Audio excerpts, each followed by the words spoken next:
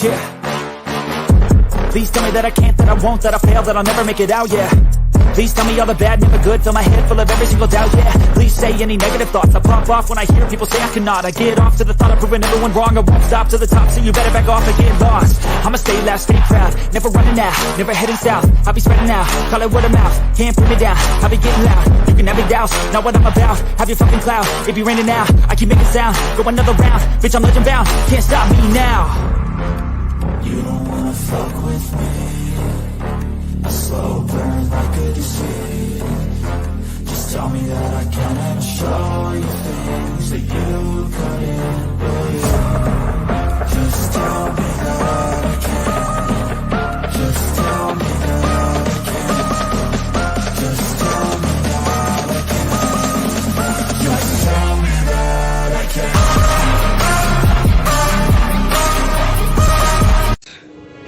It's showtime.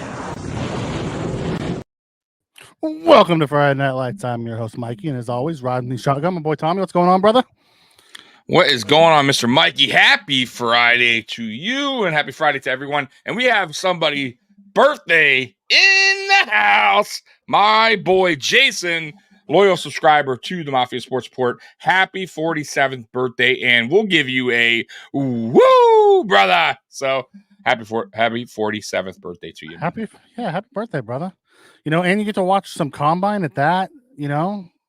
Mm-hmm. You can't be upset with that. Robin, the intro song, yeah. We've had that for years. And one that gets me hyped up. When I'm tired, I listen to that and gets me all hyped up, ready to go. I love it. Every week. You know. But Tommy, a lot to talk about. The main topic tonight is free agency and predictions. But before that, lots of news around the league going on with our Buffalo Bills. We'll start with what we were talking about off air with that crazy New York Giants, radio guy talking about trading Josh Allen to the Bears for 2 first-round picks this year. Mm-hmm. It's one of those, tell me you don't, look at the salary cap without telling me you don't look at salary cap.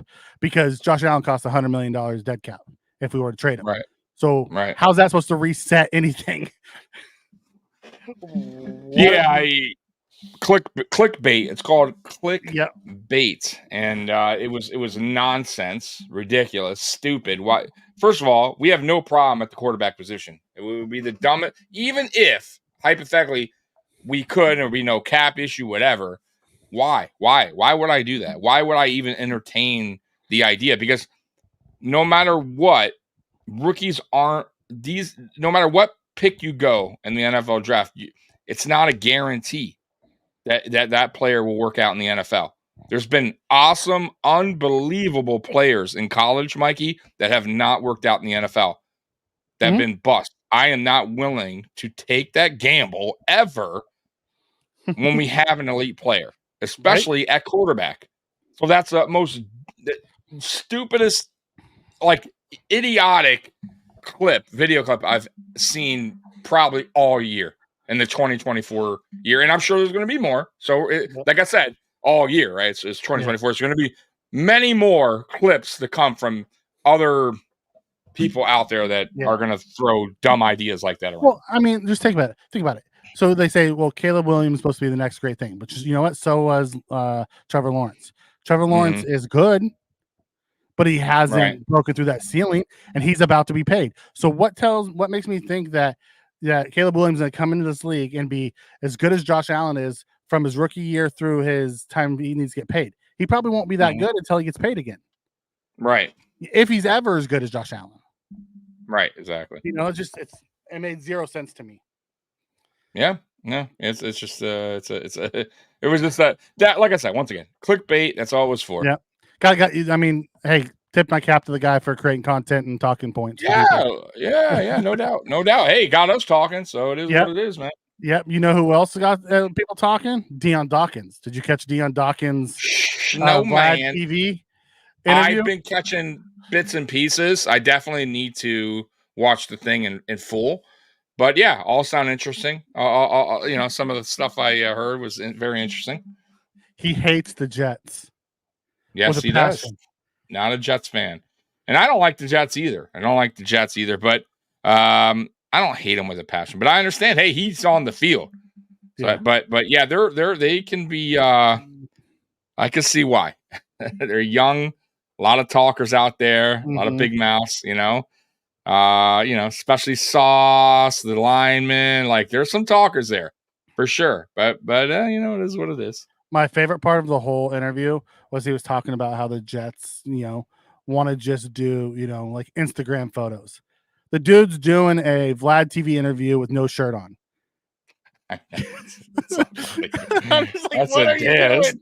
This dude was comfortable, bro. Yeah, that was the first. Yeah, I forgot about that team.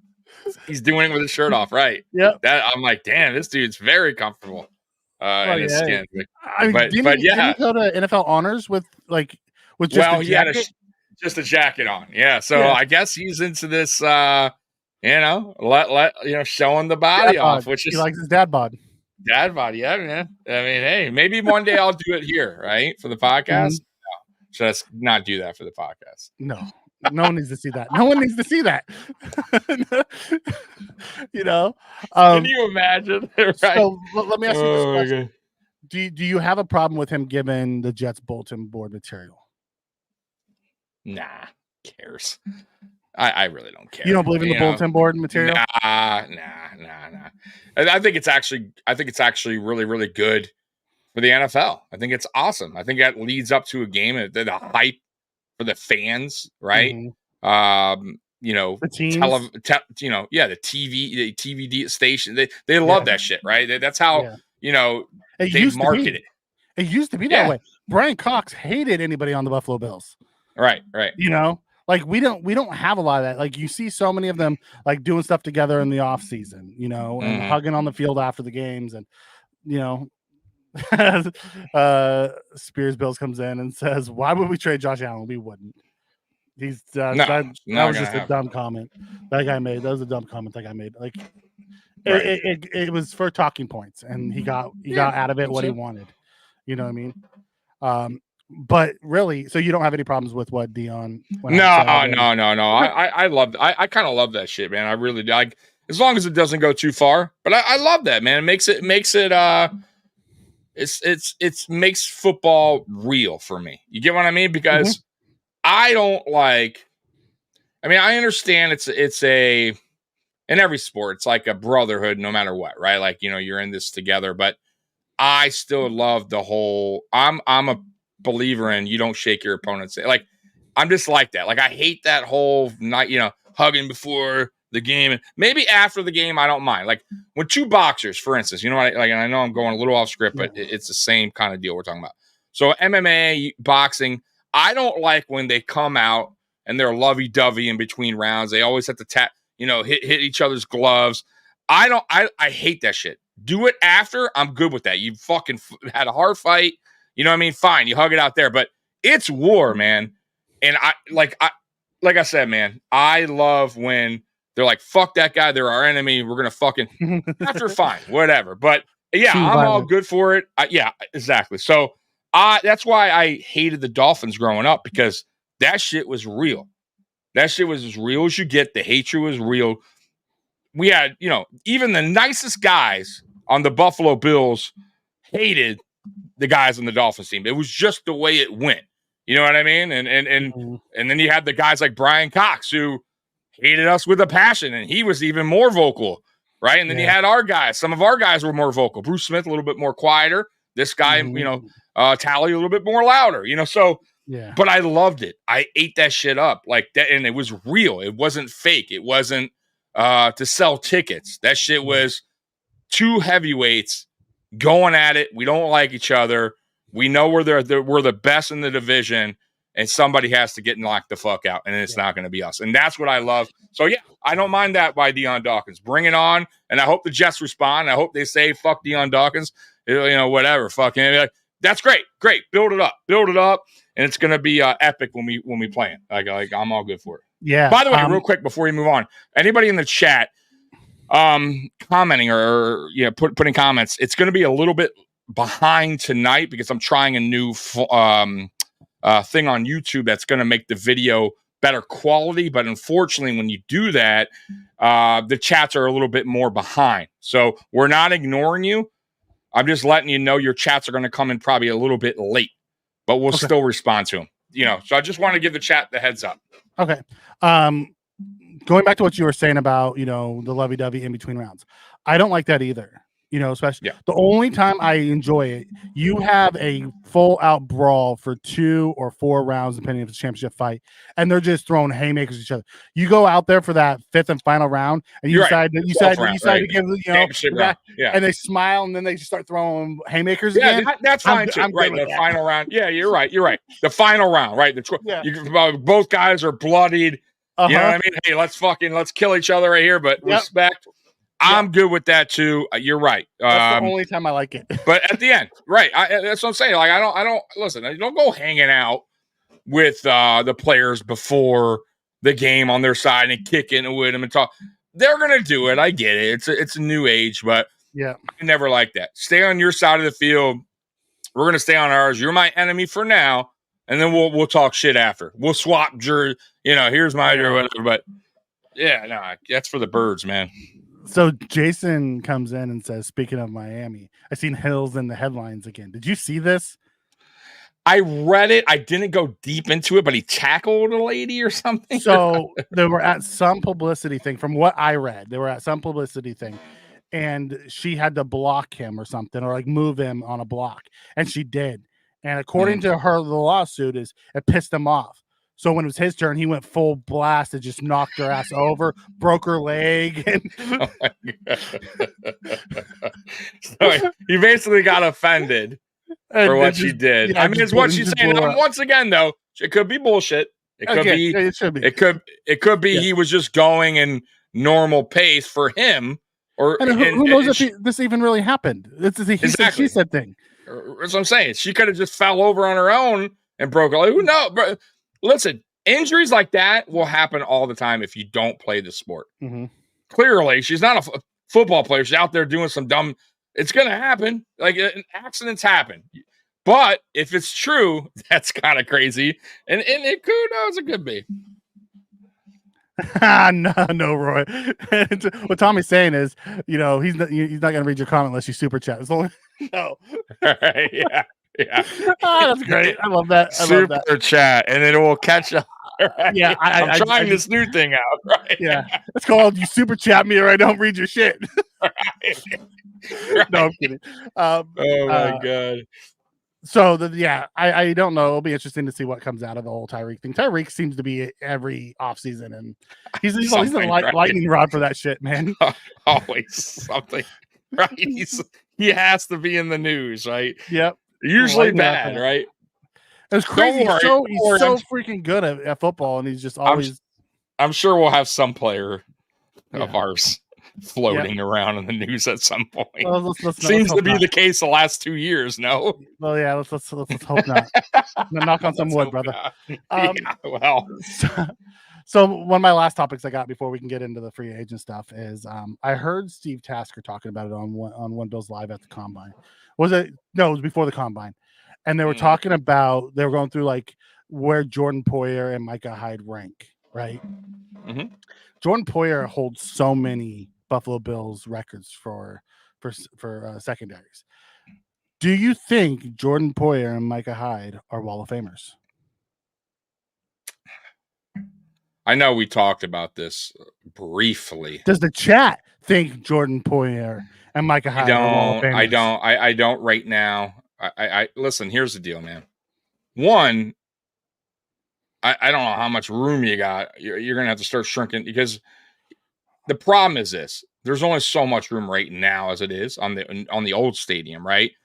There's room. Don't get me wrong, but you're gonna have like a museum and a wall, right? That's different, right? But if you're I'm talking about the stadium, right? Now, mind you, I don't know the new stadium. It's going to be different. It's going to be digital. I don't know how it's going to with a Wall of Fame, if it's even going to be like visible like it is now to fans in stands, right? It could be like you said on a wall when you walk in.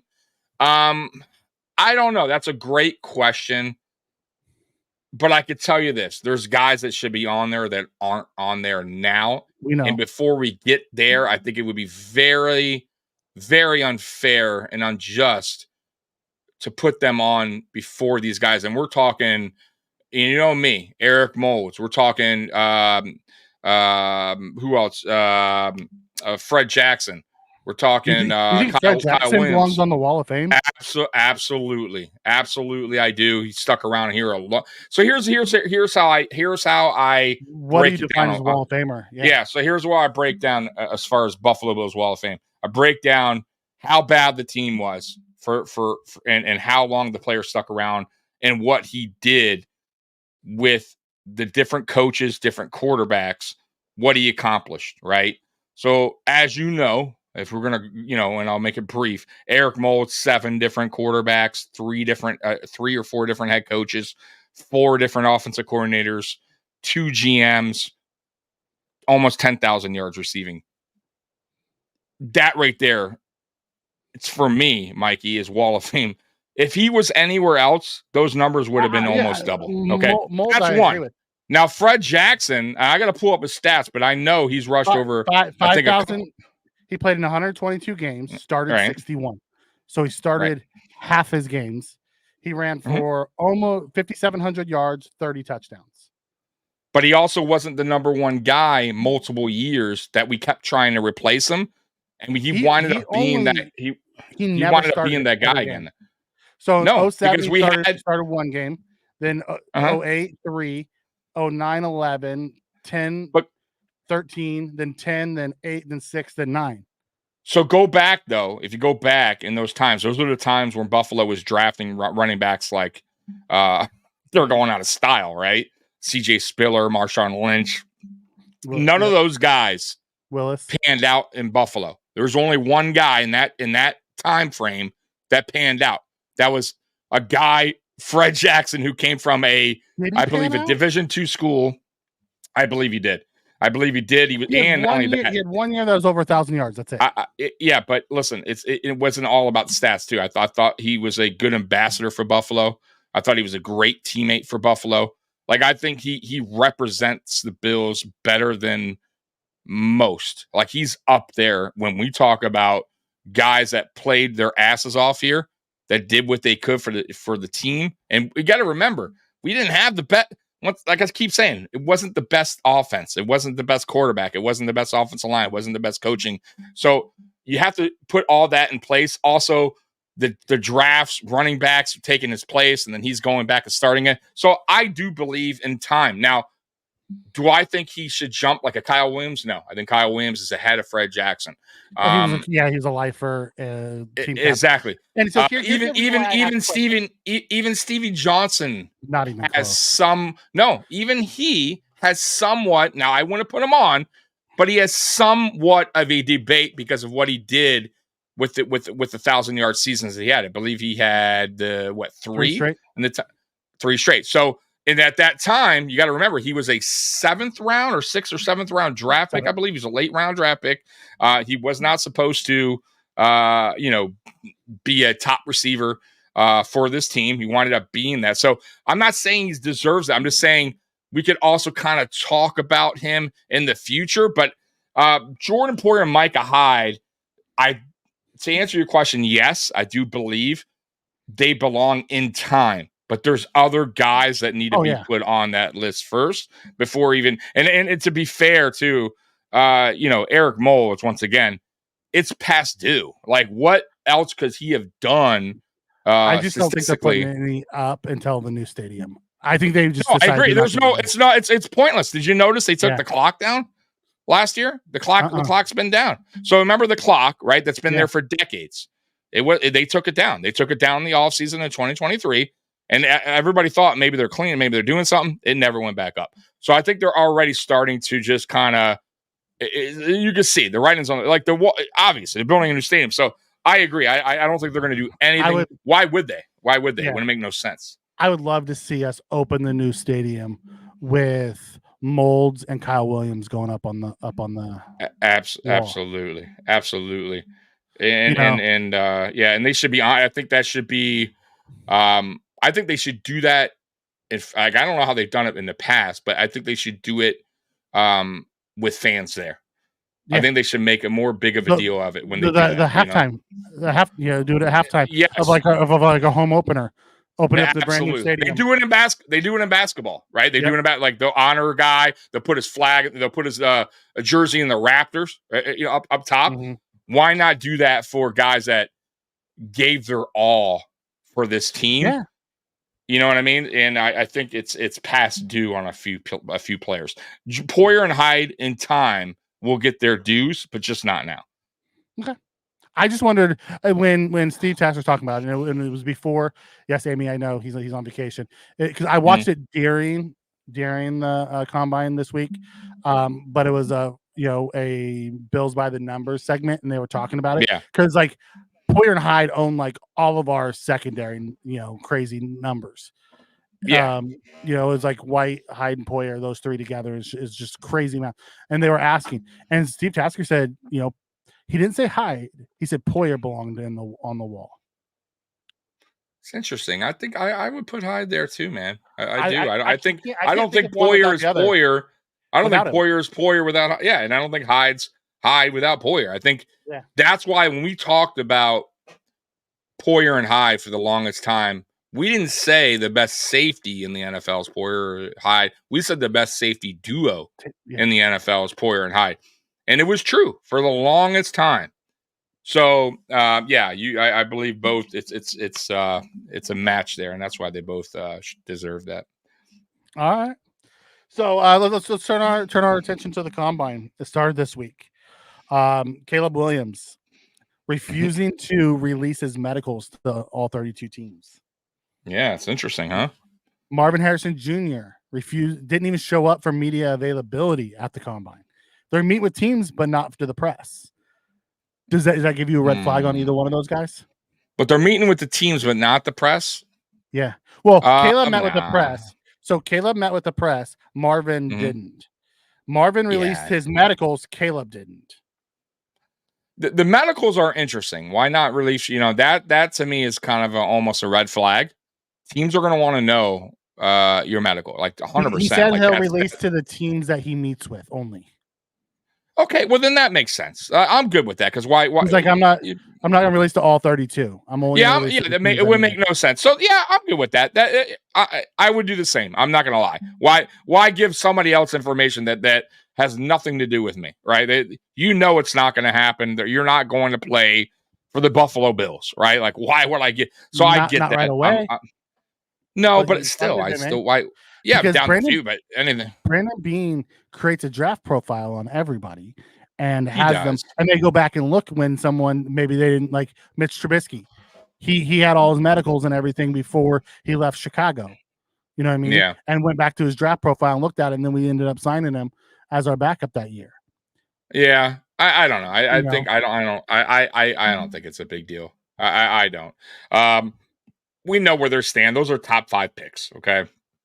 Now the real question is, what are the Bears going to do, right, in this draft? Like, that's such a fascinating thing for me. Like, what do the Bears do here? Because for me, I'm drafting a quarterback. I've seen enough of Fields, and I'm getting what I can from Fields, and I think they probably could get it first. Why not do it? Get your guy. Okay, they're saying second, maybe like a second and a fourth is what they're talking about. I would still do it. I at this point where you're at, I think you've seen enough. And I'm not saying he's a bad quarterback. I just don't know if he's the franchise quarterback. It was funny, today too, some guy made a great point on some free agents talking about Baker Mayfield. And he was like, Baker Mayfield, because they were talking about Baker Mayfield like a top free agent, like a quarterback, wanted free agent. And they were saying nobody's high on Baker Mayfield except for Tampa, right? Like Tampa fans, right? Like they believe in Baker, but I don't know if. But I don't think a lot. The Patriots. I heard that, but that would be the biggest mistake if the Patriots did that. I'm gonna tell you that right now. I kind of hope they do. That would be the huge. I hope they do, but I'm just saying that would be the biggest mistake in New England history. I'm being honest with you. I'm not saying he's a bad quarterback, but he's not. We know what Baker's about. He's an okay quarterback. I think he's good in Tampa. I think the fans, he's like, we're kind of reminding me of like when Tannehill went to the Titans the one year, did really good, and the Titans fans were all for. And they signed into that big ass deal, and then look what happened, right? Right. So if I'm on the outside, I am not taking anything with him. So yeah. Anyways, my point is just, if I'm the Bears, I've seen enough. Let another team take their, if they're willing to trade for Fields, let them roll the dice on Fields, and you go out and you roll the dice again on a quarterback and hope you get it right this time, because they rolled it on Trubisky, they rolled it on Fields, and you got to roll it until you get it right. I mean, we've been down that road, Mikey. We know that. EJ Manuel, JP Lossman, we get it. You know what I mean? It takes a few times before you get it right. I would also, I'm in your bag. I would trade Fields and draft Caleb. I would, just for the fact of it resets your timeline, and then you gives you more money, because right now Fields is going into year 4, so you have 2 years before you really have to pay him. Now this resets it. Now you have a 5-year window to put more weapons on your defense, on your offense, and build it around the young kid. Like they basically lucked into the number 1 overall pick because they passed on the number 1 last year. Right. You have another shot at it. You take this is it. Yeah. I'm 100%, because what do you do here? You draft receiver and Fields is not the guy. You're fucked. Now you're fucked, because now guess what? Fields, stock went lower. Now what are you going to get out of him, right? Now you're not going to get it. There's every year there isn't and what's the next year? Like right. Caleb. And then now you got to wait again. Generation prospect that they talk about. Now, exactly. I'm not as high on Caleb as everybody else is. I didn't see it in college like everyone else did. But hey, I'm not a professional scout, so. By the way, we got Nickel City Mafia in here. I'm not sure if he's still in here. Great guy, man. We talk often off air here. Mike, what's up, brother? I'm glad you're here. But yeah, I'm with you. Caleb Williams, though, is interesting to me. I think he has the tools. I just don't know if he has it everything. You know what I mean? Like, I don't know if he could put it all together and be a really good quarterback in the NFL. Like, there was some like red flags for me in college last year. Like when he faced better opposition, he also didn't have a very good team. No, I get that, but I also saw him like break down on the sidelines. Like leadership wise, I don't know about that. He didn't look too great against the better defenses. But you could see the ceiling is really high for him. You know what I mean? But he could be a bust too, though. There's been a lot of players throughout the draft history, quarterbacks that look really promising like him, and really, did not perform well once they got to the next level. So we'll see when it comes to him. Who's a player that I thought was going to be really good in the NFL? Like Vince Young. Watching him in college, I'm like, man, this guy is a stud, dude. This guy, I think he was before his time. If they could run the offenses they run today with very Vince, possible, he probably would have been better. But who knows? Maybe you Vince might ran be the right. read option in college, and that's what made him so great. I agree. That's what I'm saying. Like when I saw him in college, there wasn't many players like him, except for maybe like a Michael Vick. But I felt like Vince Young was a bigger, quarterback, bigger frame. Good, I thought his arm was better. Like he was the real deal for me in college. Vince was the closest thing to Cam, size-wise, running-wise. Yes. And I was like, damn, this guy's going to be, and he didn't have a bad rookie year, if I remember right? He got on the cover of Madden, if I believe. So he had a first couple decent seasons, and then he just fell off from there. And I think he was on the Buffalo Bills for a minute, and we cut him. Like he'd even last, I don't think. So, but my point is, I just think the Bears need to roll the dice again. I think it's time. You don't know if you're going to get a first pick again. It's not for sure. And like you said, certain quarterbacks only come out. Not every draft class has a really quarterback like that. If I was the GM, this is what I'd be looking to do. I would take Caleb 1, and then I'd be looking to move up from 9 into the top 6 to get me one of the 3 elite receivers. Mm-hmm. Marv, Neighbors, or Madoons. Hey, because you put them with DJ Moore, now you're cooking. I agree. I'm what with I you would on do. that one too. Trade back up. Yep. Take one. Maybe you trade Fields on draft day. You use that second round pick. Let's say you get a second round, early second round. You trade that one to get back up into first. Maybe you do another trade, right? You get moved back up, right? There's ways around it. Bean did it. Bean did it in 2018 when we got Josh Allen. So traded multiple times to move up the ladder. One to get Allen, then traded right back up to get Edmonds. So yeah, you're right. If I'm the Bears and you want to surround this kid with talent, you do what you got to do. You go get one of those other elites to go hand in hand with DJ Moore and Cole Kmet. Absolutely. You're looking awful good then, because you started rebuilding your offensive line last year, and then you take a couple second and third round offensive linemen, and you really build that thing. You know what I mean? Yep. Because they got a haul from Carolina last year, so they still have a bunch of their picks this year. Yep.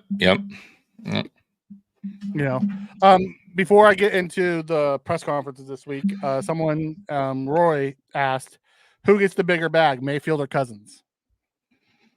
I think Cousins does. I think Cousins. I just like Cousins. I think he's a better overall quarterback. But he's older. He is, but I still think he's more proven. I think he's like 37 now. Isn't he like 37? Yeah. I mean, I still think he that's still younger than me. Yeah, it's still, but I don't think it's going to be massive contract. But I feel like I don't know. You know what? Maybe you're right. Maybe it's an even. Like I think maybe they get around the same. I don't think Baker Mayfield gets this huge contract. I don't either. I think what happens. I think Baker gets a longer term deal with more total money. I think Kirk gets a higher AAV because it's going to be a shorter term deal because he's older. Yeah. I'll tell you what's being talked about here where I live a lot is, who, Jared Goff. That's another guy like Baker Mayfield where it's like Detroit fans are high on him, but I don't know if other fan bases are so high on Jared. You know what I mean? Like he's one of those quarterbacks and he's not a bad quarterback. I just don't. What do you do in that situation? You know what I mean? See your guy, and he plays well. But you got to pay him soon. I think his contract ends in a year or something, right? He's about to. They've already been paying him, so it's not like No, I get it, but now they did draft a quarterback last year who's a project kind of guy, right? I forget his name, but he could be maybe potentially down the road their quarterback of the future. But I don't know. Do you pay? Because what's Goff going to want? Goff's still young too. He is, but is he the answer? You know what I mean? He's also not mobile. He also doesn't really fit in today's kind of standard NFL. Does he want 50 top of the market money, or does he want 40? Right. Get like the Daniel Jones money to where he can keep some of those weapons around him. Right. That's why I'm saying a lot. Let me tell you, I think it's split. Lions fans are like, on the radio, Goff has to go. Like he's not the guy. We need a mobile. A lot. They're kind of saying what I'm saying. The NFL is kind of, you need that mobile quarterback now. You need that Josh Allen, that Patrick, a guy that can get out of the pocket. And, that's one thing Goff doesn't really do. Lawrence is a guy who runs. Herbert's a guy who runs. Absolutely, they have the ability to get away, Right. You can't have that statue back there. Right. And not only that, he fumbles when he does kind of like he's really great indoors. He's a really good indoor quarterback. You get him outdoors, he struggles. Right. So they got, but I will say this: if I'm the Lions, man, if I'm a fan right now of the Lions, their future looking very good. They got a hell of a salary cap. Honestly, I'd have a hard time not paying him if I was the Lions fan with how bad that team's been and what they're building. I'd have a hard time not paying the guy. I really would. Yeah, or maybe you give him a decent. You don't maybe give him a crazy extension, but maybe you work some market money, right? Because no one else is. No other team's going to give him that. So that's what I'm saying. That's what he's asking for. You say, here's where I'm at. You hold the Brandon Bean line. This is what I think you're worth. If you think you can get more than that, go get it. Exactly. I'll be happy for you. If not, this is sitting here waiting for you. Exactly. Yeah. You test the market out. See what they're willing to give you. Hey Triggs, I'm with you. I would want to hire Cousins agents too. He keeps getting fully guaranteed contracts, short term, fully guaranteed. A little bit less, little less AAV for the fully guaranteed. I think he's been getting like 38, 39 million guaranteed AAV the last 6 years with Minnesota. Just it's crazy. Yeah, I don't think he'll be back in Minnesota, but I think somebody will roll the dice on him. Now that's another guy that could go to a Patriots team, But if I'm the Patriots, though, you're in a rebuild mode. You got good draft pick right now. I'm telling you, it's time to draft a quarterback. You can't keep fucking around with these quarterbacks. You got to draft yourself a young quarterback.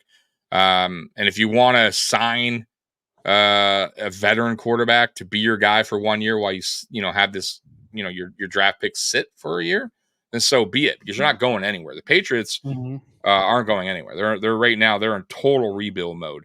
As they should be. That because as they should and be. They have $101 million in cap this offseason, so they're going to be the passing out contracts. Yeah, exactly. So smart thing to do is build, find your quarterback of the future, get yourself a free agent quarterback. Build yourself a really good defense. Yeah, build yourself.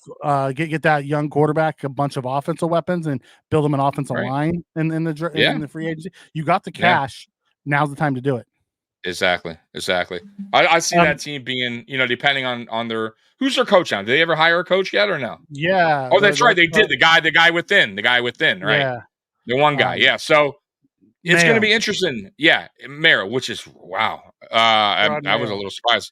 Going to be really interesting to see what that team does over the next 2 or 3 years with him as a coach, because it could go really bad. Even though they have the money, how it goes, right? Like we talk about all the time. You got to have the right owner, the GM and coach in place, and then the players come next. So if one of those don't mix well, it's going to be a disaster. We've been down this road before.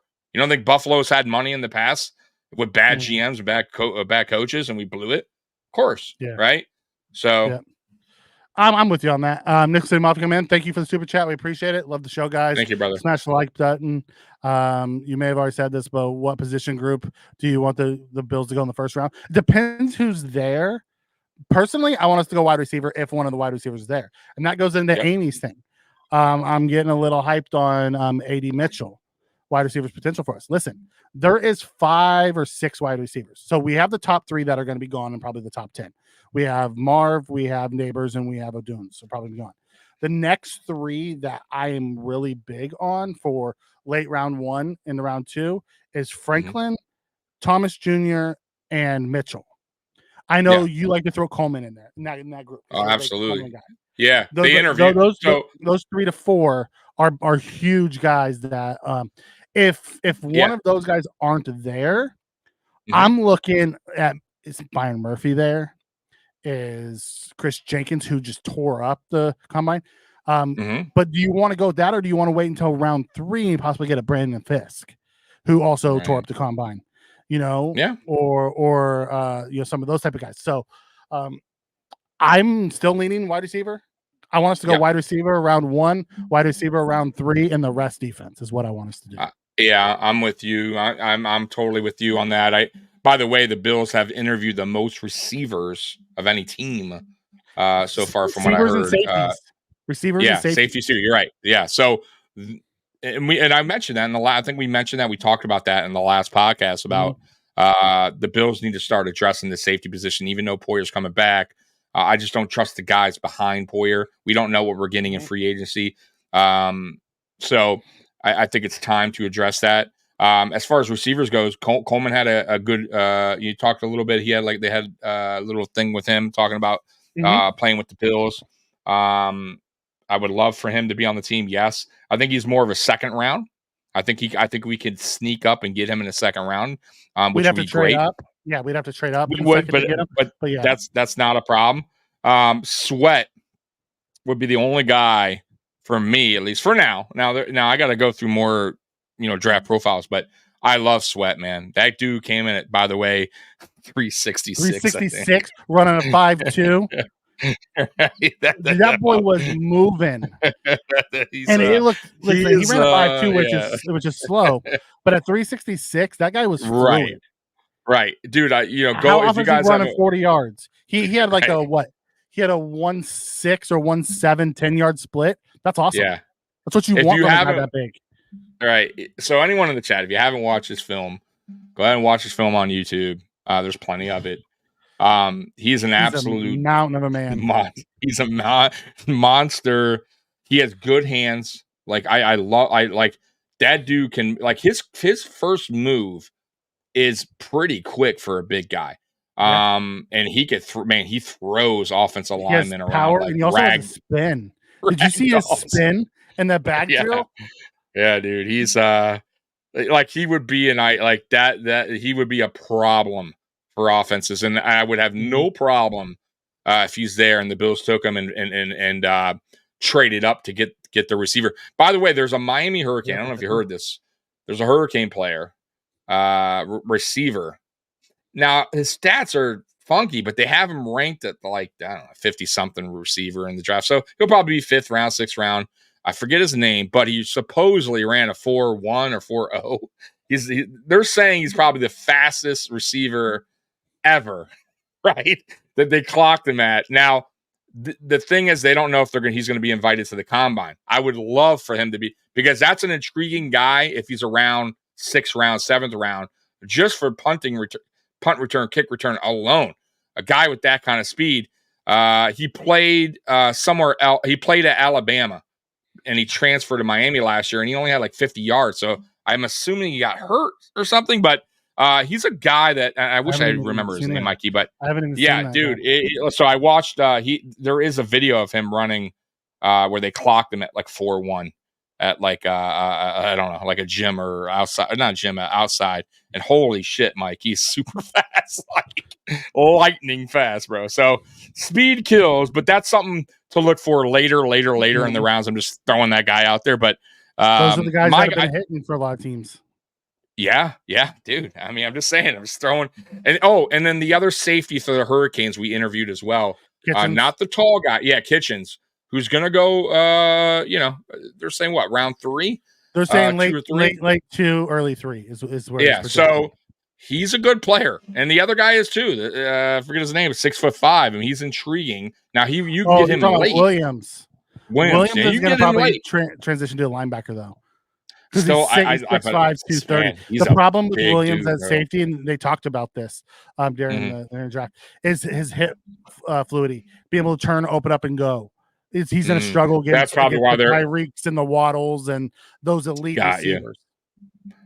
Hey, he's still intriguing. Even at linebacker, he'd be intriguing. That size, it's a big dude, man. Because you could take him and put him at an outside backer who can line up against tight ends. That's where he can succeed. You know. Yeah. He's a bigger version of Matt Milano. Yeah. Be interesting.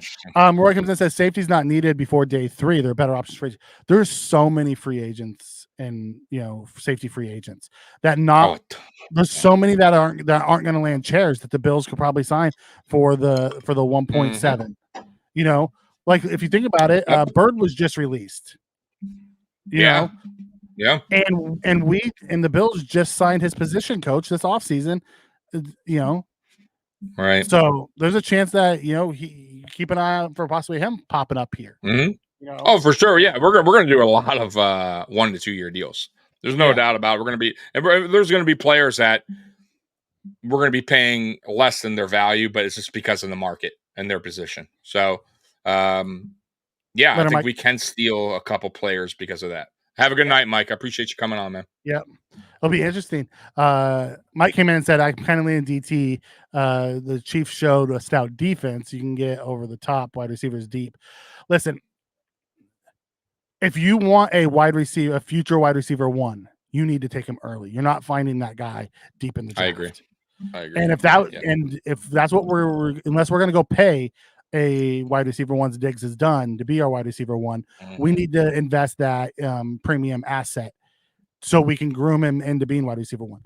Thomas Jr., A.D. Mitchell, Franklin, and even Keon Coleman, because I know you're a big fan of him. Those guys have the potential to be a wide receiver 1 down the line. Perfect for wide receiver 2, and we build them for the next 2-3 years. Why Diggs is still on contract, and then when we let Diggs go, we have the guy in place ready to go. So that's kind of what you need. You can't do that if you're grabbing a guy 5th, 6th, 7th round. I mean, you're asking for a lot for him to grow into a wide receiver 1. The one that I really like, that's probably 3rd round, maybe 4th round, is Javon Baker out of UCF, former Alabama wide receiver who transferred to UCF. Smooth. He's 6'6", 2.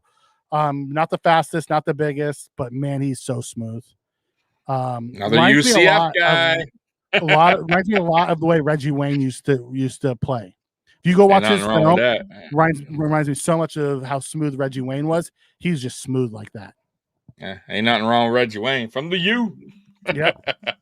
So, and then lastly, did you see the McDermott and Bean pressers? I didn't. I'll be honest with you. McDermott talked a little bit. They said they don't know who's going to call the plays. They said, but no matter what, it's going to be a team effort. McDermott's going to be part of it regardless.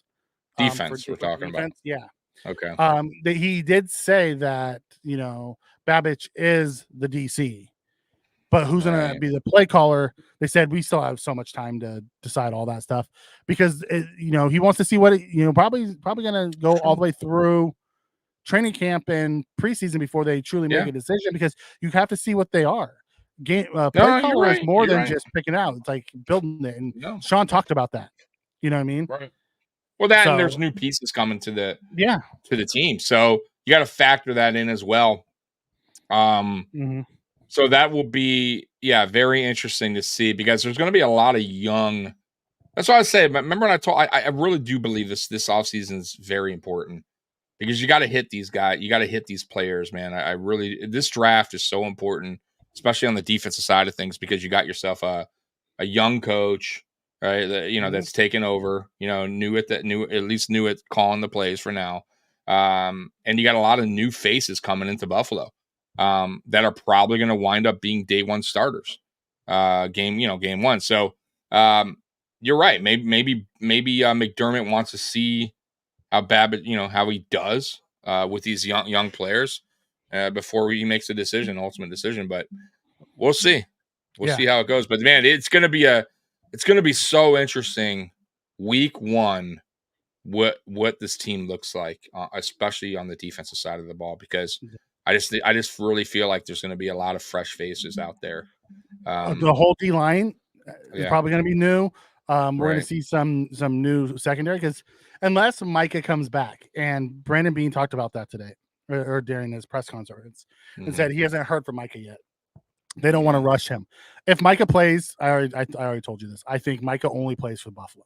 If he wants to play, they're going to bring him back. Yeah, and if he decides to retire, then they're going to move on. Right. But it's one of those things. Like, does Micah have that itch to, if I'm Micah Hyde, for instance, I don't think he should come back, because I felt like what he said in his press conference about he didn't know if he was going to even return last season after he had that stinger kind of tells me a lot. Like, damn, he must have been in a lot of fucking pain, right? And not only pain, but scared, right? Like that this could be, I cannot walk again, right? Like, so I understand that those thoughts that go in your mind, right? You got kids, you got a family at home, you got a wife, young kids, right? But I also can see the competitive side of him going into this offseason and going, okay, you know what? We look, maybe waiting and going, wow, the Bills, we got this depth. I think this team has the potential to go to the Super Bowl. Maybe I'll give it one more year. You know what I mean? Like, maybe he does. Go out with Poyer, last hurrah. Right. Like, maybe he feels like, okay, I think this team's good enough. If I do one more year, I would, like, you know what I mean? Like, he believes in the team for this year, that if he makes it one more year, we can win a Super Bowl with him. You know what I mean? So the competitive side of things, the wanting to win a Super Bowl in Buffalo, maybe that drives him to sign a 1-year deal. End it with Poyer. They both go on a high note, hopefully, right? Super Bowl.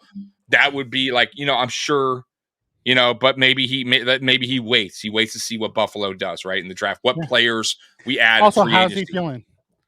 Right, that's what I'm saying. Obviously, right? How's he? Did he talk to his wife? Did his doctors, give him the green? Right? He probably went and got it checked, looked at his fusion, see how that's looking. Right. No issues there. Okay. Exactly. So the stinger was just the stinger. Now I feel Exactly. better about like all the little things that boosted confidence too, right? And that also for his mental side of things, hearing that could also make his decision easier for him. You get what I'm saying? Yep. Okay. All right, so let's hop into the free agent talk. We'll start with the safety since we're talking Micah Hyde. Let me make this a little bit bigger for you, Tommy. How's that? Is that bigger? Can you see that now? Better? Oh, I could see it. Yeah. Okay. So we have the guys who are at the top, the Eddie Jacksons, the Kevin Byards, Micah Hyde, Tracy Walker, Jordan Whitehead. I don't think some of those guys are going to be the guys that we're looking at. Mike is probably the one in here. I can see us bringing Byard in if Micah doesn't come back because he plays that roaming, and he may give us a discount due to his position coach being here and things like that. But the guys I'm looking at is Chuck Clark coming off an ACL. He was fantastic. He just got hurt. Darnell Savage Jr. coming over from the. I like him a lot too. From Green Bay, I can see him. Yep. There's more in here. Then you have the Duggars, who's probably going to get paid. Antoine Winfield Jr. is going to get paid. Taylor Rapp could be back. We would love him, but he's not. Or he's going to get paid, right? Taylor Rapp is a guy I could see potentially coming back. Yep. I would love to see Jeremy Chen because I've had a draft crush on him forever, but I don't know if we have the money for a Jeremy Chen. Right. You know what I mean? Then you have the Brandon Jones. I love Brandon Jones. You know what I mean? He was an unsung hero in Miami.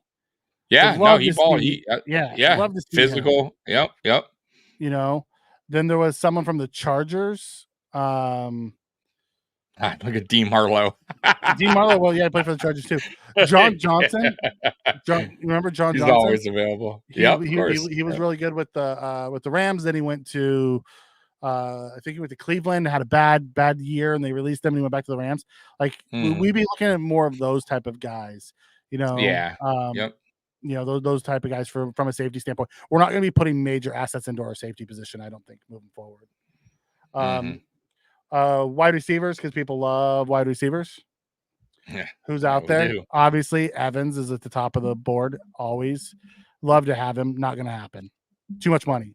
Beckham, too much money. Too much. Yeah, he's already came out and said he's expecting and wants to be big. Yeah. Get a big contract. So talking like that is Brandon Beane's already scratching him off the list. Right? Like it ain't gonna happen. I don't think Curtis Samuel and Tyler Boyd are in ours. I don't think so. I can see Mike Thomas as a 1-year guy. I can see DJ I'll tell you another guy that's good. That's interesting on that list. And I love forever. Now he's getting older, but Patterson. Love Patterson. I love his versatility. Running back. Yes, but he can do. He's like a Swiss Army. The only problem with him is he's been getting the injuries have been piling up for him, right? Yeah. But he's a really good I call him a football player. He's a really good, you know what I mean? Like he's just a Swiss Army. He could do everything. He's just a football player. Like you put him at quarterback, he can make a play. Like I like Cardell. And he could come. He's the kind of guy that would come cheap. And not only that, he would bring like a veteran presence along with Diggs, obviously on the team. But we have a young receiving corps besides Diggs right now, right? So I think a guy like that who could do a little bit of everything on a cheap deal, I would have no issue if they brought him in. Michael Thomas is another guy that's interesting to me. Had great years with the Saints, but then also great, and then he had the injury history. We know about that. But he came back. He started all solid. I don't know how he finished last year, but got hurt again. Yeah, see, so that's the problem. So, but if he's on a cheap deal, it doesn't matter. It's right. Just like the Damian Harris thing. Exactly. So for me, that's what I'm talking about with the pattern. Like I would definitely be willing to roll the dice on a Thomas or Patterson, especially Thomas. I would definitely get Thomas over Patterson if you're going to roll the dice on one of the two. But there's a lot of guys on that list right here that I'm looking at that I would definitely roll the dice on. Yeah, I'd roll the dice on a Kendrick Bourne. Play the upside. He say what you want about the Patriots. He was good for the Patriots. He was their probably best receiver at one point. Kendrick Bourne is one of those unsung guys. Absolutely. Josh Reynolds. He's the type that I could see us going out and getting, who was willing to play wide receiver 2 or wide receiver 4. It doesn't matter to him. He's a role guy. I like him. Now he didn't perform well in the playoffs. I got to say that is against Ford. That was a little disappointing. There's another guy on this list, and I'm looking at Calvin Ridley. Though he's had his issues in the past, you're talking about a guy with some speed. Money. Yeah, I get it, but who knows? You don't know what teams. He has speed. I thought he started off strong with the Jaguars and slowed down towards the tail end of the season there, second half of the season. But who knows? I don't know what he's asking. I don't know what his market is looking like out there. But he'd be interesting if he's willing to come on a maybe a prove it deal, 2-year deal. I wouldn't mind him. He's fast, good route runner, good hands. So yeah, I mean, there's definitely guys here that I'd be willing to roll the from the dice Texans. Mm-hmm. Yeah, he's a guy who was really good with the Cowboys in a deeper rotation. Was like the 3rd or 4th option in Houston. Performed well there. And I'm saying these are the type of guys that I'd want to sign because they could, if we draft someone in the 1st round and they're not ready to go out the gate, we have these type of guys ready to step up in wide receiver 2 as we bring our wide receivers along. Right. You know what I mean? I like it. Laviska Shenault's one of those draft guys that we talked about. This could be like that gadget that you were talking about up top. Mm-hmm. Van Jefferson, another one of those wide receivers that were from the Rams that just usually really good. Mm-hmm. So there's a lot of guys out there that we can choose from.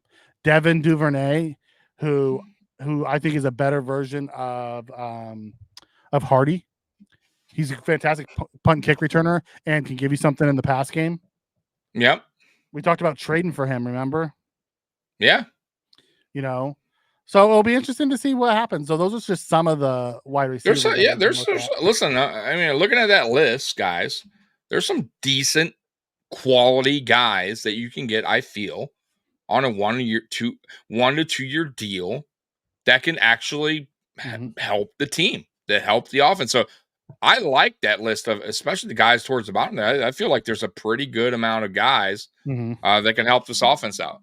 People Jones is one of them, as well as Roy says. People Jones is intriguing because he did really good filling in Cleveland. Then he just kind of disappeared. Yeah, I don't know what happened. And then he got traded over to Detroit, right? Detroit, and didn't do anything. He pushed down behind, St. Brown and Williams and he did Reynolds and all those guys. So, looking at the defensive line, because that's where we need most help. Obviously, Chris Jones is probably going to break the bank. Yeah, absolutely. He's going to probably reset the market at the defensive tackle position. Chances are it's going to be the Chiefs who give him the money too. Because say what you want about the Chiefs can have a model. You pay Patrick Mahomes, Travis Kelce, right? And then you pay Chris Jones, and those are your 3 cores. And then you have Andy Reid and Steve Spagnuolo. Right.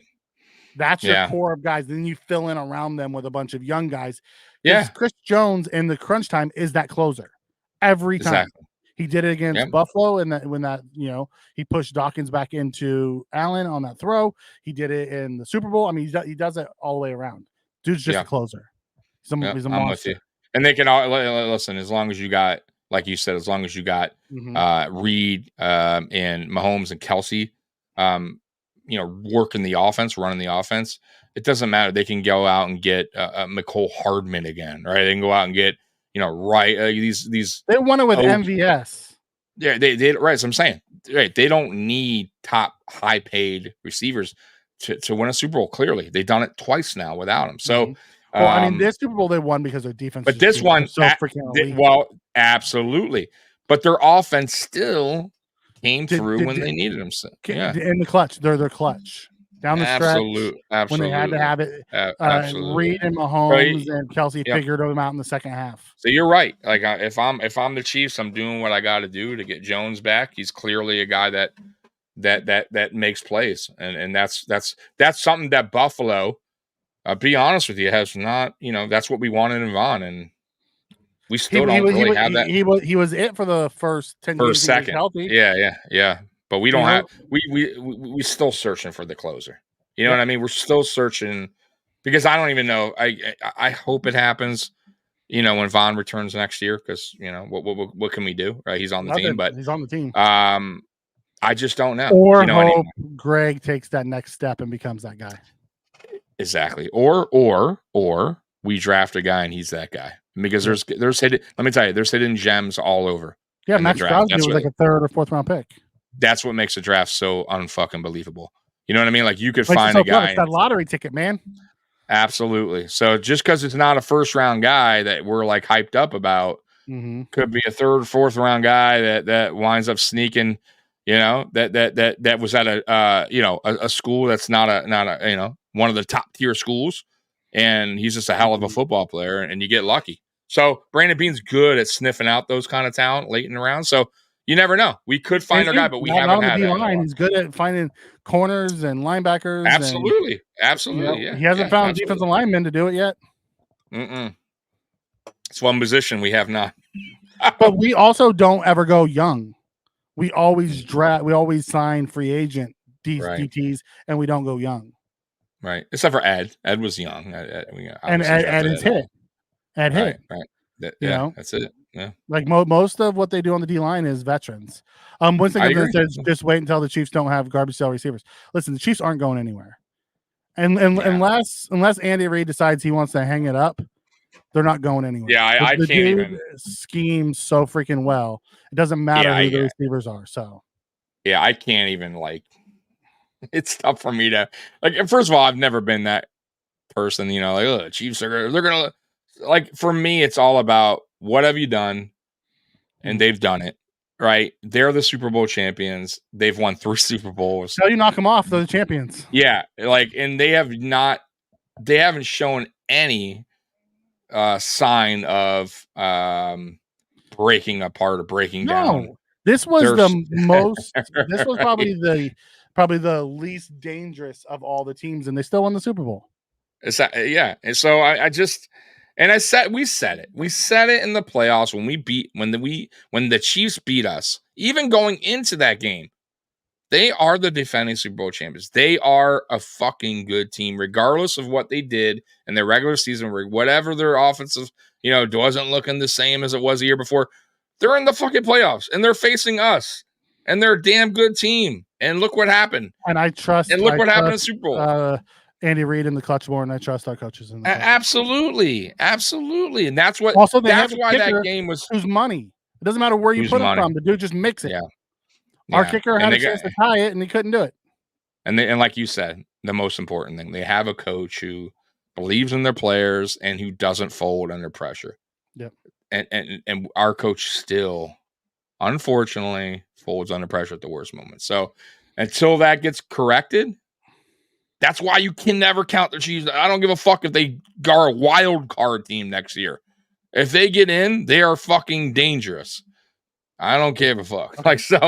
All right, enough of the Chiefs talk. Let's get back to this. Defensive tackles, interior. You have Leonard Williams, Chris Jones, DJ Reader, Glover Stewart, Fletcher Cox, Sheldon Rankins. I think all those guys are out of our price range. I think Daquan Jones is the type that we could bring back. As Jason said, he'd bring back Jones, Lawson, and possibly Joseph. Joseph is a mid-year guy. He's not signing until the second half of the year, which is fine. I'm okay with bringing him back then. I can see Campbell, Calais Campbell, is an older guy. I can see him signing a 1-year deal. Ashawn Robinson, big guy. Christian Wilkins is about to get paid somewhere. Somewhere. It ain't gonna be with us. Taven Bryan is a guy who I would love to see us sign. The kid is young. He's 28 now, and he's still got a lot of good years left in him. I'd love to see him. You know what I mean? Would love to see him. Goodbye, Tim Settle. You can you don't have to watch my YouTube channel anymore, Tim Settle. You don't. Right. So there are guys out there. Like, I would love to see Puna 4 come back, but why would he want to? They didn't play him. He's not coming back. I would love to see him come back. That guy hates us, bro. He'll never. Right. That guy's gonna write a book about us when he retires. How miserable he was in Buffalo. He's never coming back. Raycon Davis is a big interior guy, one tech. I could see him. So there's a lot of there's guys out there. Yeah, there's definitely guys out there that that could be a 2-year contract, 2-3 years, depending on the player. Yeah. So when we're looking at young guys, Zadarius Smith is an older guy. Randy Gregory is going to be an older guy. You have some young guys like Chase Young, who I don't even know what his value is. I don't know either.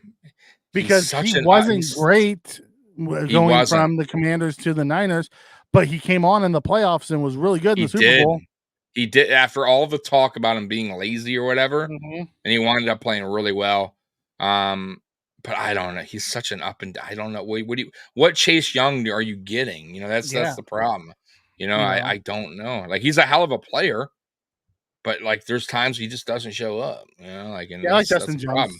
I'd be good with Justin Jones over Campbell. Campbell is one of those guys who is just like is super close with Groot. So those are the type of guys that usually come in on 1-year deals that play late, that are the late veterans that the Bills fill their team with. Yeah. I don't think they should. I think they should, switch it up and get younger, but for whatever reason they don't.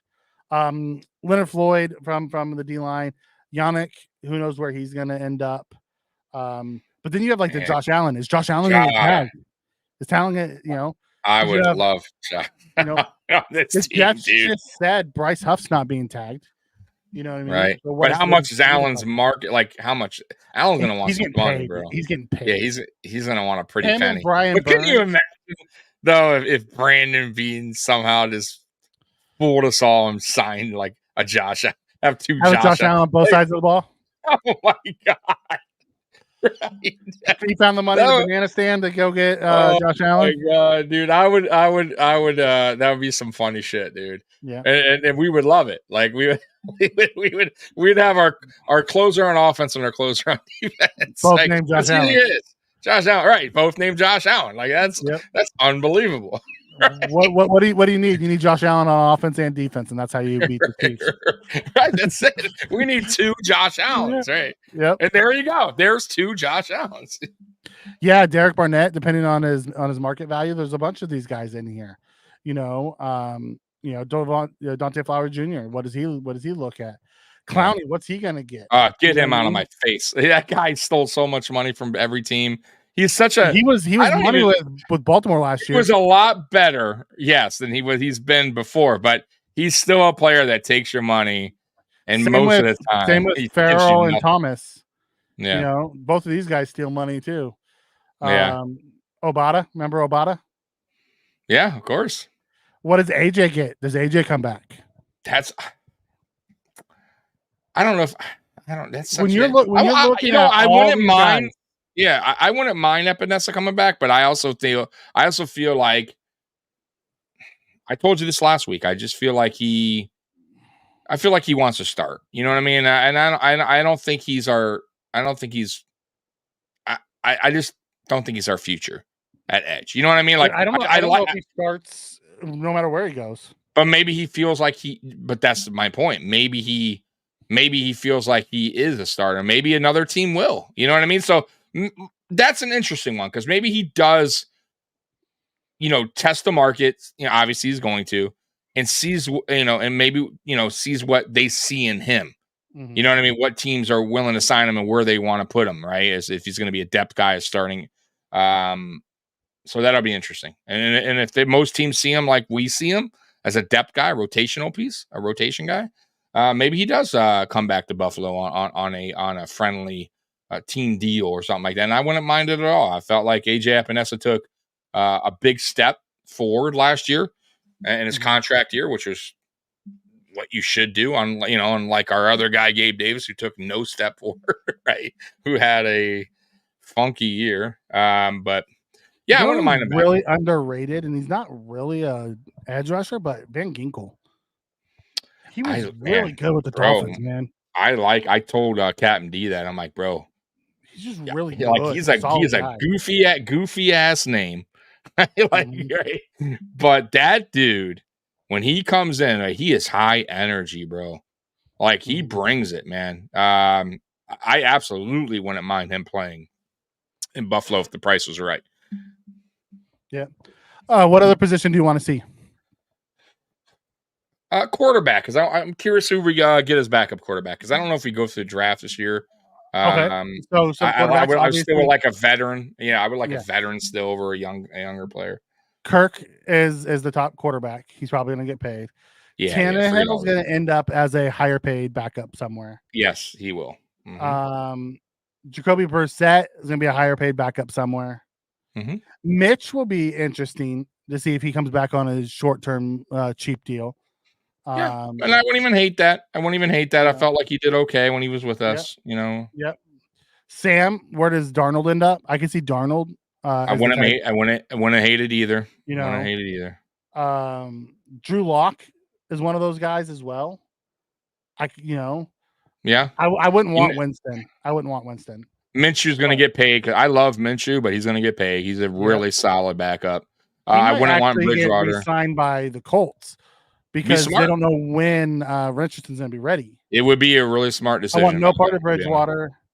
Yeah, he should retire. Flacco or Dobbs or Stick. Nope. Or Carson Wentz is an interesting one. I don't like him. He looked good in his. He did when he filled in for the rain. Yeah, but I just don't like his. I don't like his. I think he's a locker room killer.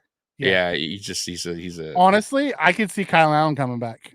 Ugh. We listen. If Josh is 86% of our offense, if Josh Allen goes down and we need our backup, it doesn't matter who's behind the center. No, I get it. I agree with that in a way, but I feel like, obviously the better backups can obviously win more games. But it costs you more money. We're not going to pay exactly. So I'm with you there, but I think you can get a Darnold for almost the same, maybe a little bit more, and I feel more comfortable. I think even Marcus Mariota would be a decent. Mariota got paid more than Darnold. Yeah, but you don't know now. I mean, I have no idea. I'm just saying, like, what you got paid last year. Now, Tyrod's interesting too. I'll be honest with you. I like Tyrod. It'd be cool, but I don't think he's ever coming back here. Yeah, I mean, there's players there. There's definitely guys there. I think they could get on a decent.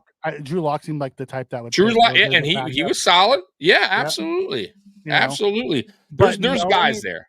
Yeah, but knowing how the Bills are, Trubisky, they're gonna pay bare minimum for their backup quarterback. Absolutely, and they should, and they absolutely should. But that doesn't mean one of these guys won't take a 1-year deal. He's an older veteran like a Tyrod Taylor there. I'd feel way more comfortable with him than fucking you Kyle. Think Tyrod would come back after that? Because him and Sean didn't have the greatest relationship. I don't. I'm just saying, like him or who was the other guy that I mentioned earlier that he was on that list?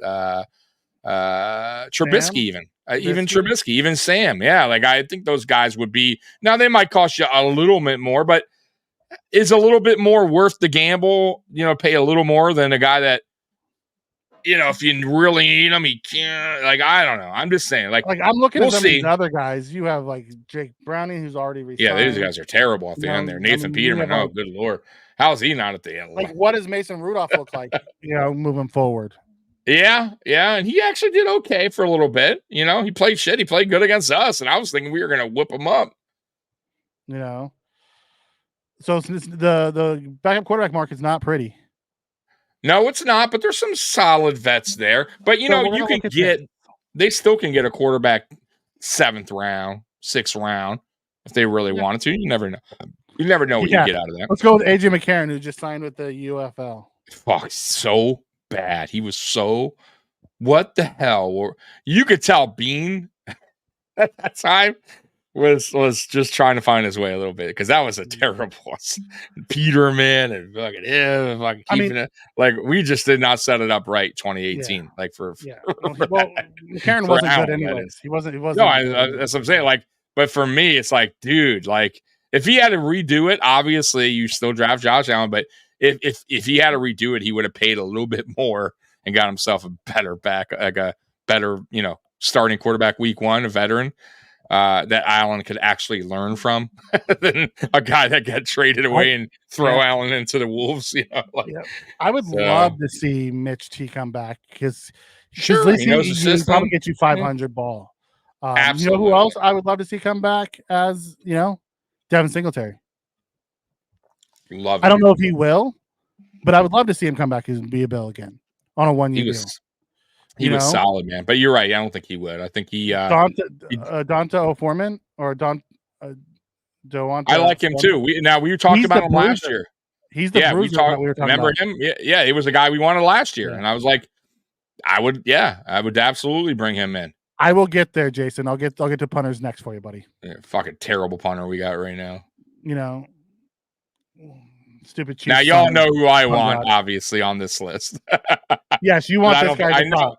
Yeah, I know it's not going to happen, obviously. But he's not, but by the way, he's not going to be, he's not the top on that list, though, as far as what his market value is. Like, I think Josh Jacobs is going to be Josh Jacobs, Saquon.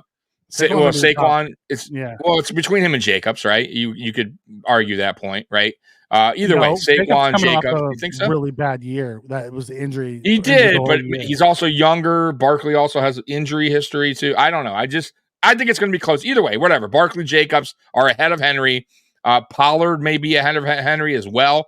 Eckler, not so much, but Eckler's still a decent running back. I still think whoever he goes to, he still has a little bit of juice in the tank. Depends how they use him. Absolutely. I think Gus Edwards is a solid running back. Elliott's done. Somebody will sign him just for the hell of it, 1-year deal, but it's not, I wouldn't want him.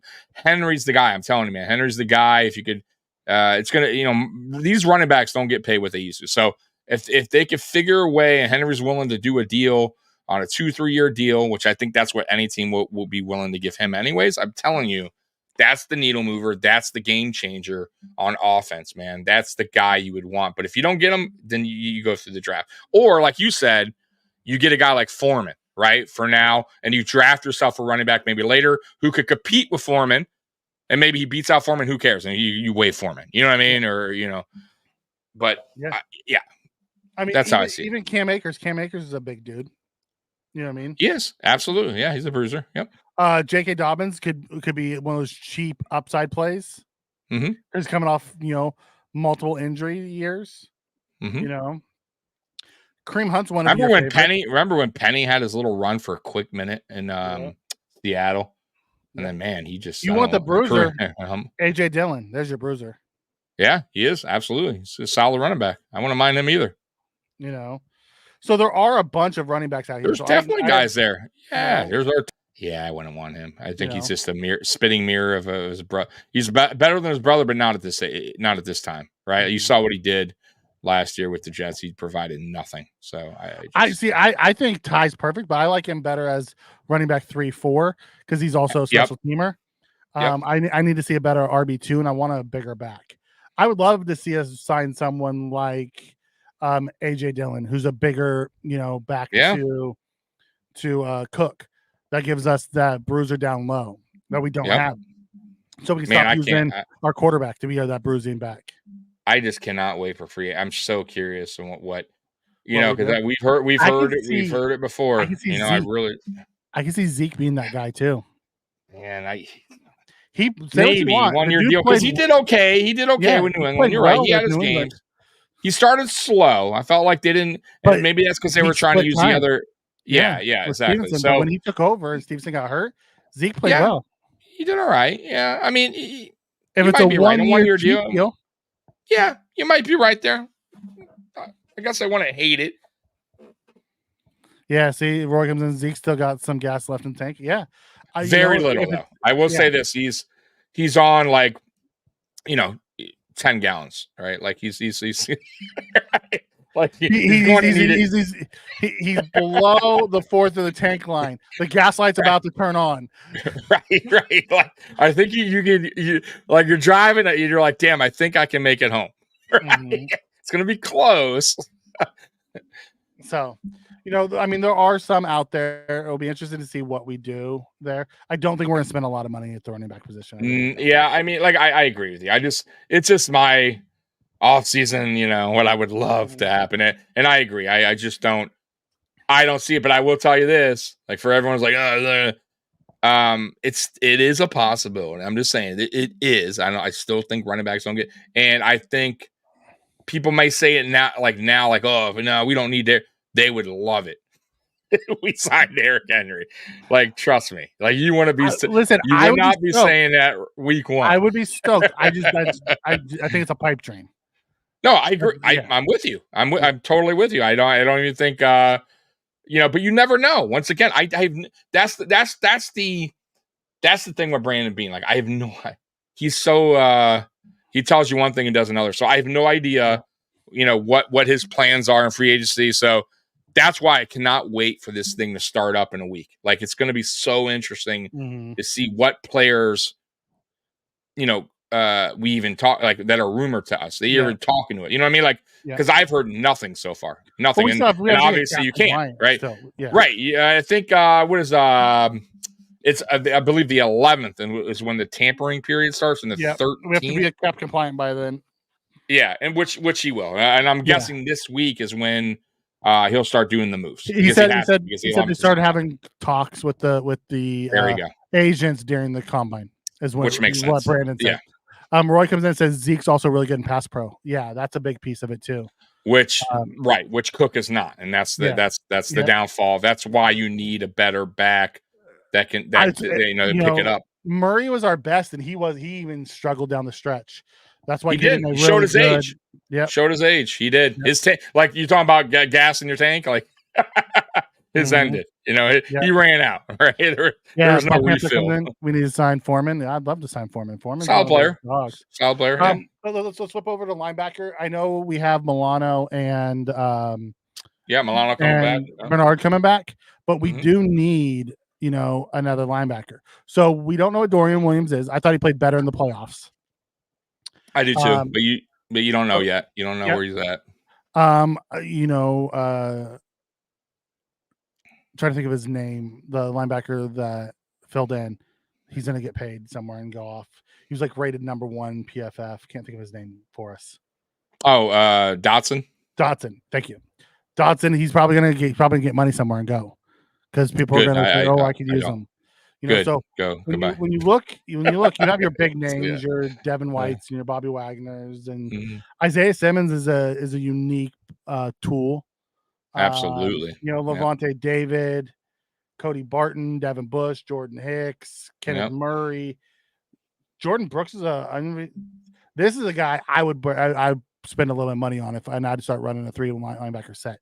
That Jordan Brooks guy is off the hook for the Seahawks. Matt McQueen will be interesting to see where he goes because they're not going to have the money to sign him. Drew Tranquil signed a 1-year deal. He was great for the Chiefs. Amy comes in and says, notice how the media says with the cap increase, some teams can keep or get a few good players. And Big Lord Beans said it's nicer than we calculated. It allowed him to have more banana stand money.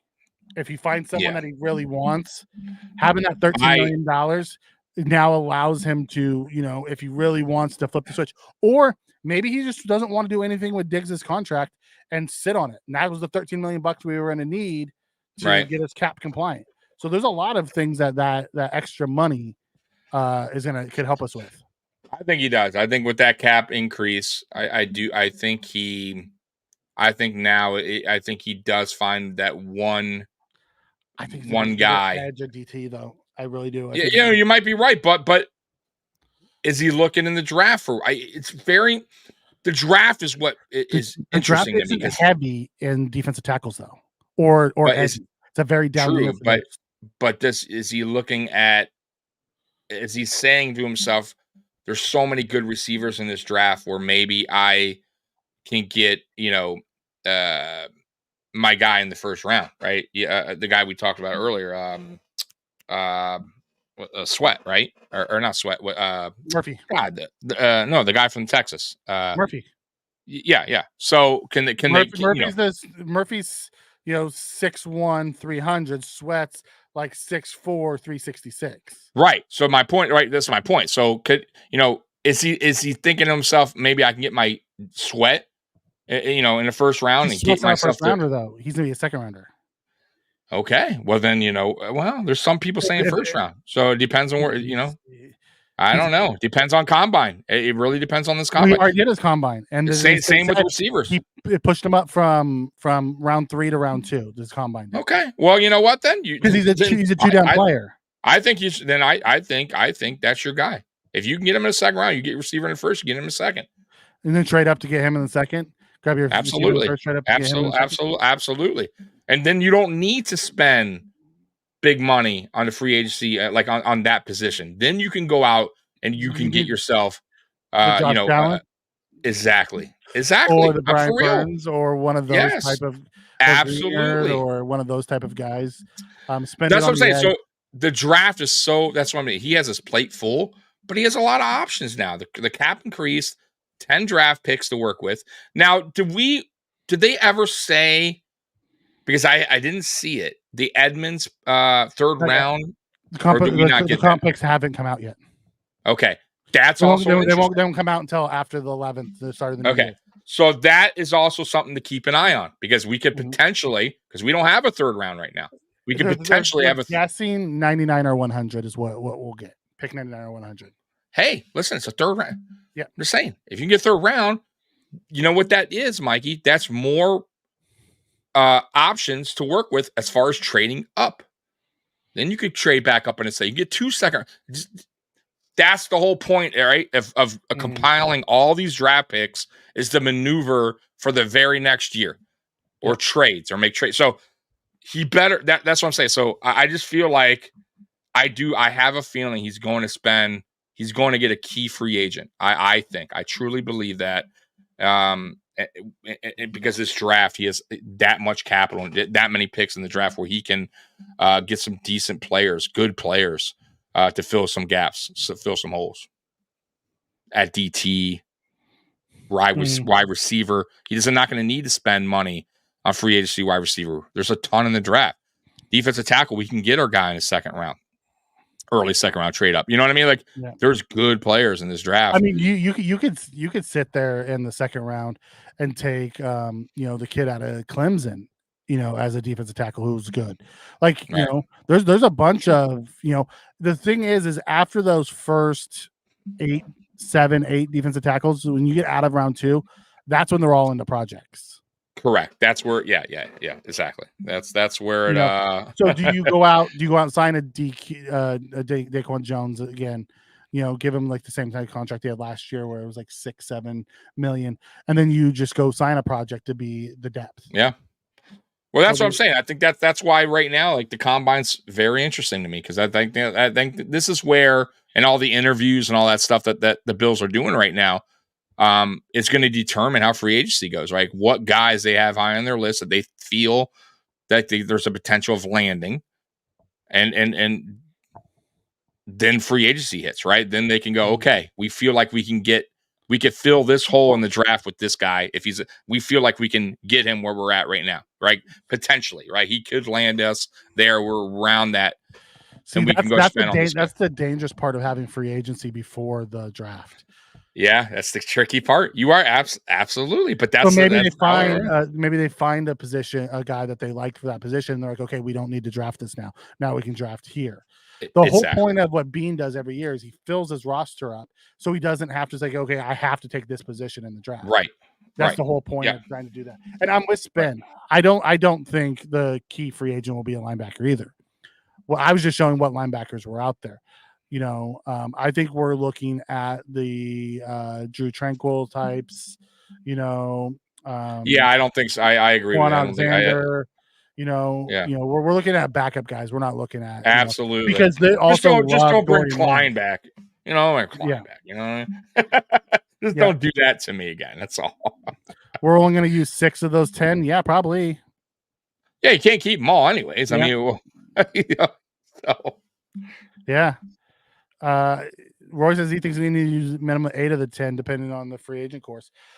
I bet you we have bodies at every one of those positions to where Bean can just take best player that he wants. He's going to fill in free agency. And you have to remember, he may not fill in free agency right away either. He may wait until after the draft when the comp pick formula is done. He's done that before. Sitting out there. Yeah. That's when we signed Leonard Floyd. And Poona Ford. Yeah, very late. Absolutely. Yep. So, any other positions you'd like to? Oh, we want to look at punter, right? The punters that are out there. We have Sanchez, Cameron Johnson, Tommy Townsend with the Chiefs. I'll be interested to see if he signs back with the Chiefs. The Chiefs signed Matt Ariza, but Tommy Townsend's been, Pro Bowl or All Pro with them. So it'll be interesting to see if he goes back. And signing Matt Ariza as a camp body / bargaining chip to keep his contract down. Jake Bailey, Thomas Morstead, Brandon Mann, Bojo. Yeah. Presley Harvin. Good old Bojo. There's not a lot out there. Not a lot. The Townsend guy's interesting. Obviously, he's a good punter. There's two. There's the kid out of Iowa and the McNamara kid out of A&M that are both really good. Yeah. Punters that are coming out. So maybe we take a late round punter. Yeah, maybe. Yeah, I mean, either way, you haven't done that before. You have to bring in competition at punter. God, yes. You have to. So bad last year. So bad. I can't. He may play. Every time I say that, I feel bad because he did do Player of the Month. He had that solid month, Special Teams Player of the Month. Remember that corner? He was coughing, kicking punts or whatever. Really good, but overall, he was not good. If you look at his stats overall, he was at the tail end of punters in the NFL. Net average, kicks in the 20. I mean, he was bad, really bad. And he's getting older. It happens, right? Like the same thing happened with Hawk, and that's the whole reason why we drafted Ariza.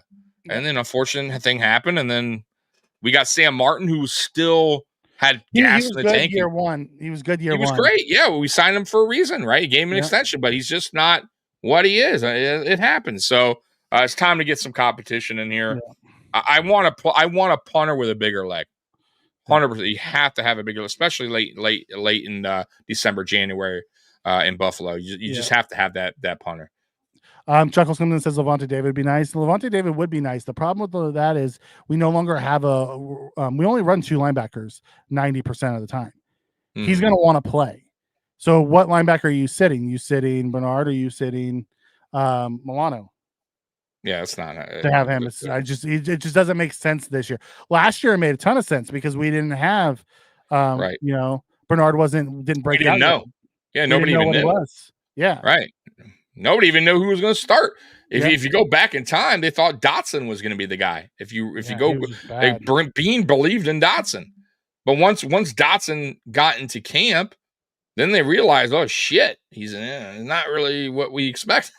And luckily for us, Bernard stepped up and played excellent football. So, no, we got our linebacker set, The only thing I will say, man, it's just, I love Matt Milano, but man, he has suffered injuries a lot since he's been drafted here. I mean, man, and like devastating, breaking his ankle, I think year 1, you know what I mean? Like, my God, like your guy just can't catch a break. So hopefully moving forward, Mikey, he gets better luck, man. The guy's always breaking something. Someone asked what is SFA? It's basically the signed free agents. So the guy who were released. So the JC Jacksons, the Lincoln Thompson, Kevin Byards, they were all signed to agreements. So if we signed any of these guys, they don't count against our comp formula. They're not UFAs. They're basically released players. The ERFA, Roy comes in. They're the exclusive right free agents. The team has the right to, to them first and tag them or restricted free. And then the RFAs, the restricted free agents, to where they can put a round tender on them. So it'll be interesting to see. Any other positions you want to look at? We hit most of the big ones. Yeah, no. I mean, everything else is fine. I mean, I think corner we're good. I mean, I have a feeling Trey will be back. I just think I have a feeling Trey will be back, but they're going to rework his contract. Me too. And I think he'll be okay with that because I think he's going to understand that. What would be interesting? Gardner Johnson, from a safety standpoint, would be really interesting for the Bills. Yeah, as a free safety. Like he yaps a lot. He's a talker. So I don't know how well he'd fit into our locker room, but the dude can play. He can. Yeah. I mean, Steve Nelson. Remember, Steve Nelson's always been, by the way, like talked about free agency with us, right? It's always like, hey, it's a guy. CJ Henderson, both guys who are high draft picks who never quite hit. I will throw up if we resign Levi Wallace. We won't. No, that's not happening. Sean Murphy and Bunting is a good one. Yeah.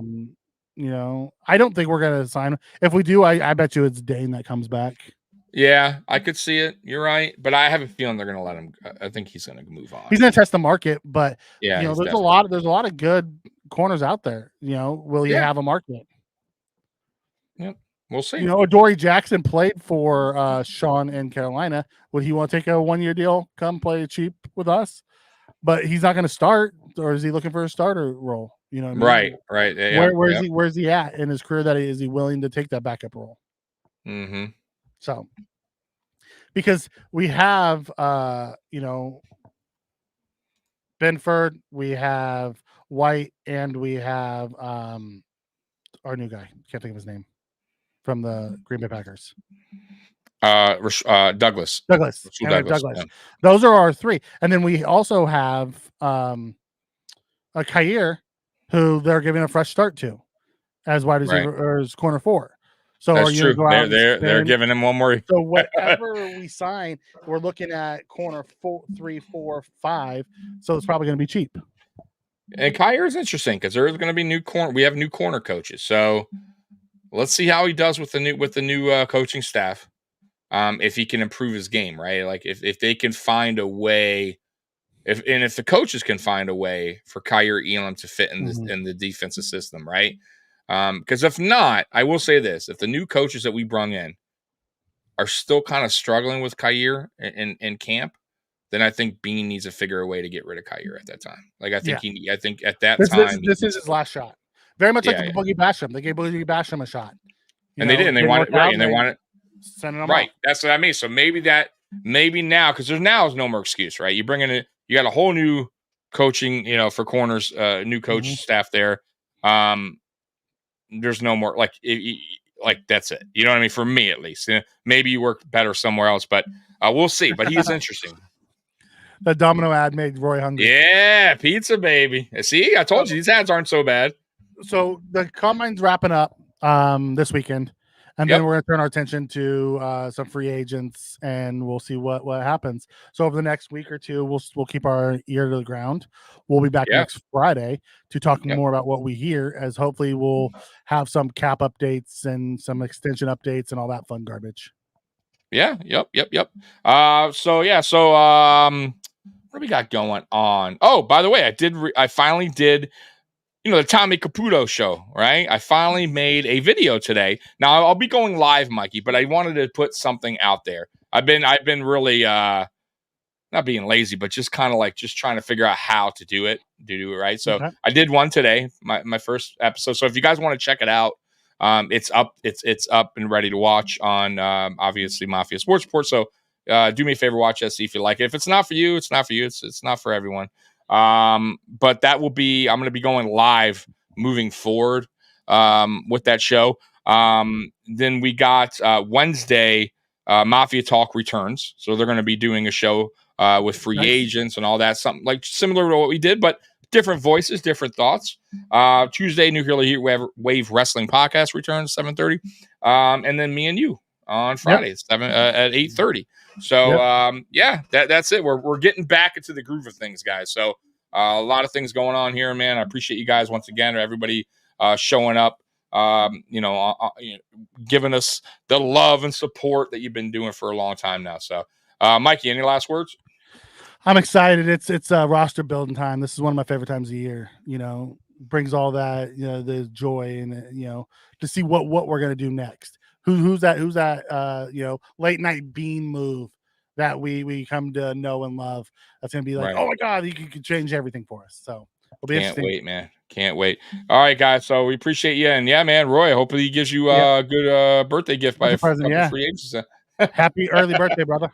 Yeah, man. All right, guys. So we're out of here, man. We appreciate you guys once again. Bills Mafia, we love you, and as always, go Bills. We're out of here. Go Bills. Peace.